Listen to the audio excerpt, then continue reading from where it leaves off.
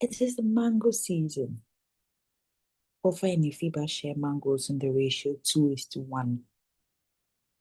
This means that if we put all the mangoes in one pile and they take turns to pick the mangoes, in each round, Akofa will pick 2 mangoes, whilst Ifiba picks 1. So in the first round, Akofa picked 2, Ifiba picked 1, and in the second round, Akofa picked 2, and Ifiba picked 1. So a ratio compares 2 or more quantities. So ratios are usually written in the form of part, the semicolon, and parts. Let's look at this example of sharing money between Abba and Shika in the ratio 3:2. We will use the 3-step method. First, we add the ratios. In this case, 3 plus 2, which gives us 5, which means that the total parts is 5. Now, if the total parts of 5 is 600 cedis, then in the second step, we want to find what one part is equivalent to.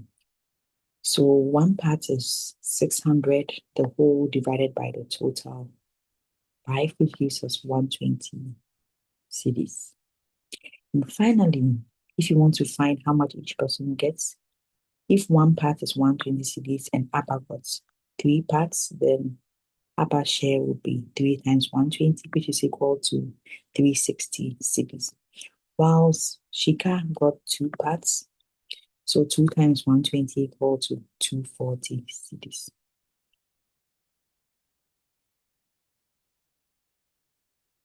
If 5 books cost 20 cedis, what is the cost of 8 books? Now, if we set it up as 5 books divided by 20 cedis is equal to 8 books divided by the unknown variable. In this case, we are using W. Here, we are going to use the cross multiplication approach. So cross multiplying means that 5 multiplies W and 20 multiplies 8. 5 times W is 5W and 8 times 20 is 160. Since we are finding W, we divide through by 5 and we get W to be 32 cedis. Let's say your mom went for a loan of 1,000 cedis at 5% interest rate for 2 years.